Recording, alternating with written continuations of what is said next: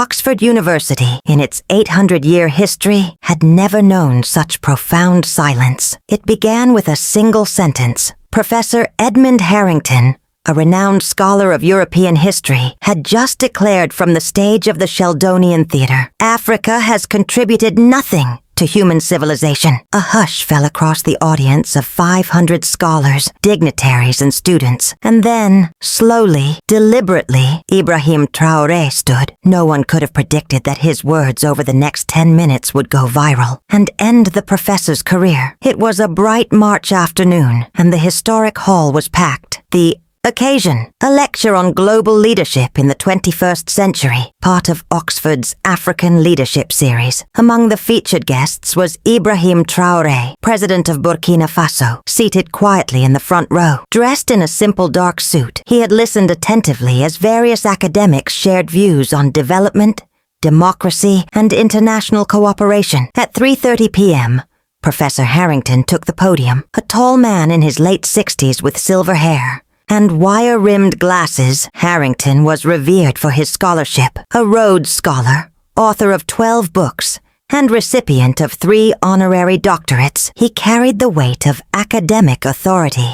His voice was calm, confident, even dismissive. "When we examine the pillars of human advancement," he began, his words echoing off centuries-old stone, "we see a clear pattern. Mathematics from Greece, law from Rome, philosophy from Germany, industrial innovation from Britain." He paused to scan the audience over his glasses. "The foundations of civilization," he concluded, "have decidedly Western origins." Some in the audience shifted uncomfortably. Still, Harrington pressed on, fortified by the prestige of the venue and the tradition of unchallenged discourse. Then came the line that would define his legacy. "Now, some might ask about contributions from other continents. Asia gave us gunpowder and paper. The Americas had sophisticated calendars, but Africa..." He paused, a smirk tugging at the corners of his mouth. "I challenge anyone in this room to name a single significant contribution from sub-Saharan Africa to human civilization. The continent has been a recipient of civilization, not a contributor." The silence that followed was not empty. It was electric. In the front row, President Traoré closed his notebook with deliberate care. Around him, African students and scholars sat frozen, torn between fury and the pressure of confronting a senior academic in one of the world's most venerable institutions. Then quietly, he raised his hand. "Yes," Harrington acknowledged. Him, annoyance barely masked. He clearly hadn't expected a challenge. Traoré rose. "Professor Harrington," he said evenly, his voice clear though he used no microphone, "I would like to respond to your assertion, if I may." The smirk returned to Harrington's face. "By all means, mister." He feigned ignorance, despite Traoré's introduction earlier. "Traoré, Ibrahim Traoré," he replied without fanfare, choosing not to mention his presidential title. "And I accept your challenge." A ripple of energy moved through the crowd. Phones began to lift discreetly, record buttons pressed. Harrington gestured toward the stage with an air of dismissal. "Please enlighten us, but do try to stick to historical fact rather than romantic nationalism."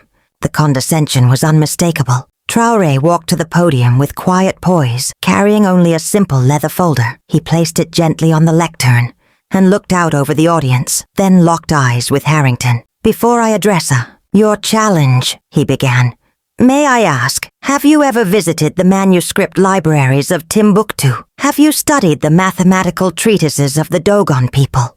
The metallurgical innovations of the Haya people in Tanzania?" Harrington scoffed. "Ancient mud huts and tribal myths hardly constitute civilization, Mr. Traoré. We're discussing contributions to human advancement, not anthropological." "Curiosities!" Gasps rippled through the audience at the blatant insult. But Traoré did not react. He opened his folder and held up a single page. "Then let us begin with something you might recognize," he said. "This is a copy of the Lebombo bone, discovered in Swaziland. It is 44,000 years old, and it contains the earliest known tally system in human history, an African precursor to mathematical calculations in human history." Traoré continued. "Did not begin in Greece, Professor. They began in Africa." He held up the page again. This is the Lebombo bone, dated to over 44,000 years ago. It contains 29 distinct notches, marking lunar cycles, the earliest evidence of a mathematical system. Before Pythagoras, before Euclid, Africa was already counting the stars. The smirk on Harrington's face flickered. He tried to recover. "Counting notches," he said with a sneer, "is hardly Pythagoras." Without pause, Traoré pulled out another document. "Then perhaps you'd prefer the Ashango bone from what is now the Democratic Republic of Congo, 20,000 years old. Its inscriptions show knowledge of prime numbers, multiplication, and division. That's 19,000 years before Greece." He let that sink in, eyes sweeping across the silent room. "But you want more recent examples? Fine. Let's talk about the University of Sankore in Timbuktu. By the 12th century, it housed over 700 Tlalan manuscripts, texts on astronomy, medicine, law, mathematics.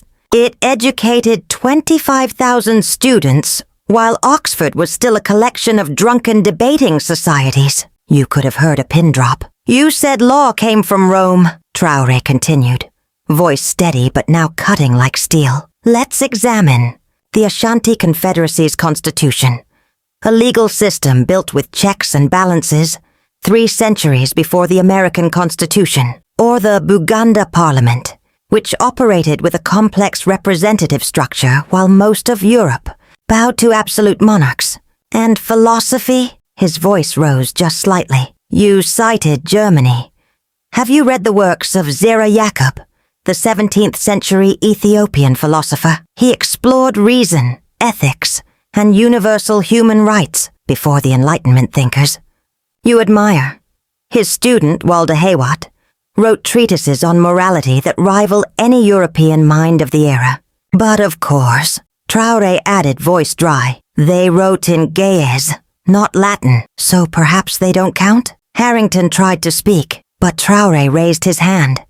And astonishingly, the professor went silent. "Isolated examples, you say?" Traoré's voice sharpened. "Then let me tell you what isolation looks like. When the Library of Alexandria, founded by an African dynasty, held the knowledge of the world, while the ancestors of Oxford's founders were still living in mud huts. Isolation is when African mathematicians were calculating the circumference of the Earth, while Europeans still believed it was flat." His voice climbed, not in anger but in conviction. "You want contributions to civilization?" He leaned in. "Let's talk about medicine." The first documented cataract surgery was performed in 14th century Mali, the first successful caesarean section in which both mother and child survived. Uganda, 1879, using antiseptic procedures 50 years ahead of European medicine. Vaccination? Not Jenner's cowpox. Variolation, practiced in West Africa for generations, and brought to America by enslaved Africans. He lifted another document. Architecture? The Great Zimbabwe Complex has acoustic properties that rival modern design. The Nubian pyramids predate Egypt's. The rock-hewn churches of Lalibela, carved from single volcanic masses, still baffle modern engineers. But perhaps, Professor, you've never heard of them, because they don't fit your narrative of African primitiveness. The room had shifted. Students sat bolt upright, pens moving furiously. Professors leaned forward, some nodding in recognition, others blinking as if seeing history anew. The temperature hadn't changed, but Harrington was visibly sweating. Traoré was not finished. Metallurgy? The Haya people of Tanzania were producing carbon steel in blast furnaces 2,000 years ago, a method Europe didn't discover until the Industrial Revolution. The Benin bronzes, so advanced that European explorers refused to believe Africans made them. Instead, they fabricated stories of lost Portuguese artisans. He paused only to reach for one last page. Agriculture. Africans domesticated pearl, millet, sorghum, African rice, yams, black-eyed peas, watermelon, okra, all without colonial guidance. The irrigation systems of the Sahel sustained cities of hundreds of thousands during Europe's Dark Ages, and the Dogon people's terraced agriculture has sustained life for over 1,000 years, in conditions where European farming techniques collapse in a single season. Finally, he turned to Harrington. "You asked for a single contribution from Africa, Professor. I've just given you 20. Would you like more?" "But perhaps most importantly, Professor," Traoré said, his tone now low, deliberate, unwavering, "let's talk about Ubuntu, the African philosophical concept that says, 'I am because we are.' While European philosophy was obsessed with individual rights, domination, and conquest, African philosophy was exploring restorative justice, collective responsibility, and human dignity, principles that the so-called civilized world is only now beginning to understand." He stepped forward, voice still calm, but now cutting through the room like glass. "The tragedy, Professor Harrington," he said softly, "is not that Africa contributed nothing to civilization. The tragedy is that scholars like you have spent centuries erasing, ignoring, and denigrating those contributions. When the libraries of Timbuktu were at their height, housing more books than any European university, your ancestors called us illiterate. When our astronomers tracked the stars with mathematical precision, you dismissed us as superstitious. When our surgeons performed complex operations, you called them witch doctors."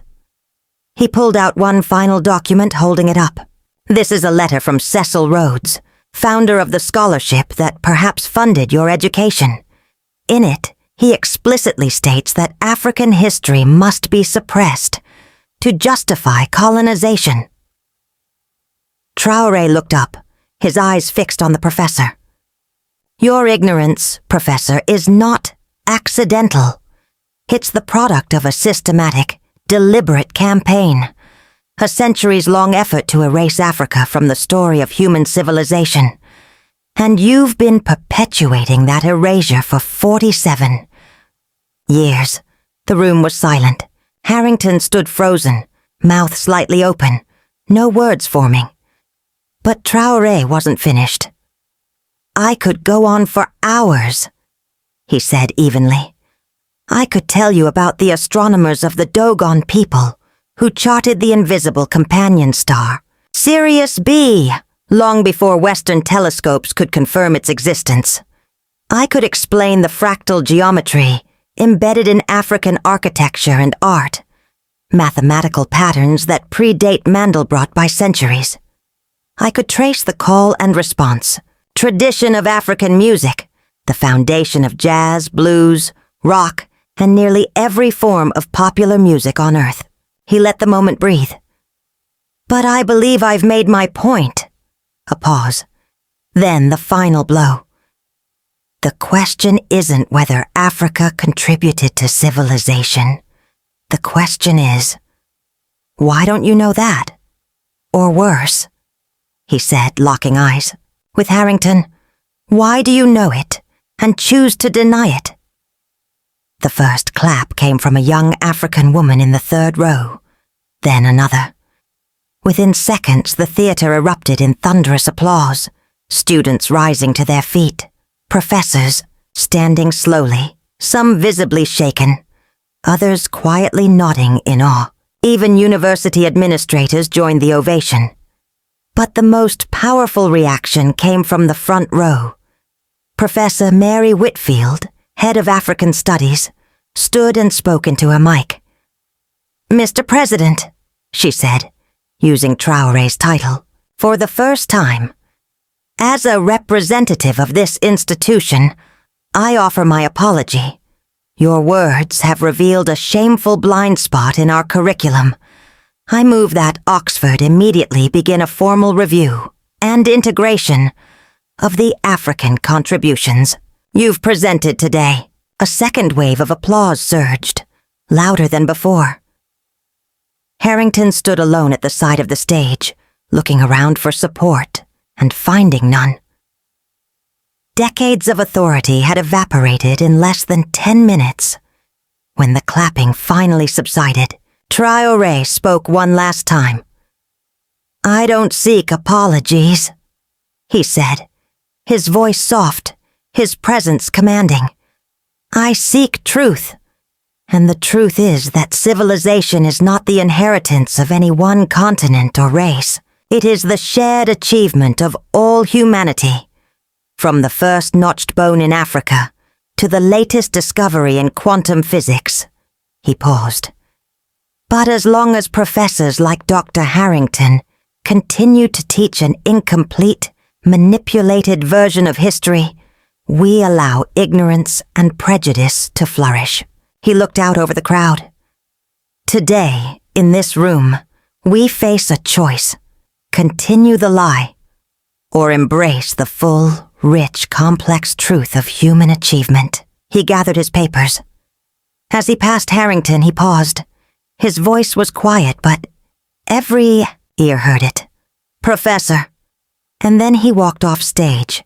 Within hours, videos of Traoré's address spread like wildfire across social media. Clips were titled things like, "African President Destroys Racist Oxford Professor. Most Epic Takedown in Academic History." By morning, they had amassed millions of views. Global news outlets picked up the story. Scholars from across Africa added to Traoré's points, citing forgotten manuscripts, buried data, and long-ignored evidence. The hashtag #EAfricaBuiltCivilization began trending worldwide. The next day, Professor Harrington released a brief statement announcing his early retirement to pursue personal interests. Oxford University issued a formal apology and launched a comprehensive review of its history curriculum. The Sheldonian Theatre, where the confrontation had unfolded, announced a new annual lecture series on African contributions to global civilization. The first keynote speaker? President Ibrahim Traoré. But perhaps the most profound change came from the students. Enrollment in African studies programs surged across British universities. Young historians began traveling to Africa, studying in archives that had long been neglected or dismissed. The manuscripts of Timbuktu, the astronomical knowledge of the Dogon people, the medical techniques of traditional African healers, all became subjects of serious academic inquiry. 1 year later, Oxford unveiled a statue in its main quadrangle. It was not of Ibrahim Traoré, who had graciously declined the honor. Instead, it was a statue of Ahmed Baba al-Timbukti, the 16th century scholar who authored over 1,600 works on law, medicine, philosophy, and mathematics. While Oxford was still in its academic infancy, the inscription read, "Knowledge has no color, wisdom has no continent, and truth belongs to all humanity." Years later, in an interview, Traoré reflected on that day at Oxford. "I didn't plan to give that speech," he admitted. "But when Professor Harrington spoke, I thought of all the African children who might hear those words and believe them.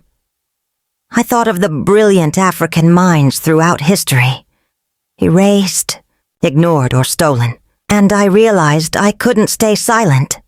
He paused before continuing.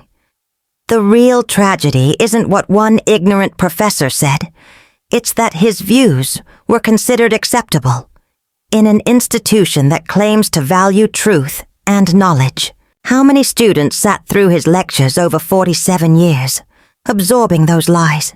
How many rose to positions of power, carrying those prejudices with them?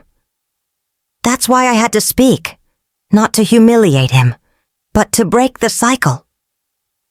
When asked whether he thought his response was too harsh, Traoré shook his head. "For centuries, African history has been written by those who enslaved us, colonized us, and exploited us. They had no interest in recognizing our achievements. So when you've been denied your history for that long, speaking the truth isn't harsh, it's necessary. Professor Harrington had 47 years to learn the truth. He chose ignorance. I simply chose not to let that ignorance stand unchallenged. Today, what scholars call the Traoré moment is taught in universities around the world.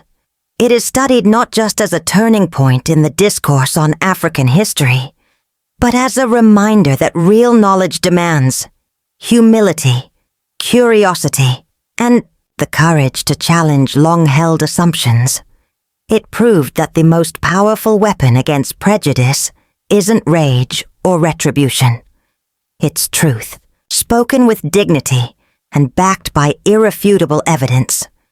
And now, in classrooms from Lagos to London, Cairo to Cape Town, students begin their study of African history with a truth that should never have been controversial. Africa is not just part of human civilization. Africa is where human civilization began. The silence that fell over Oxford that March afternoon was not the end of a single career. It was the beginning of a long overdue reckoning. A reckoning over whose stories get told, whose achievements get celebrated, and whose legacy gets remembered.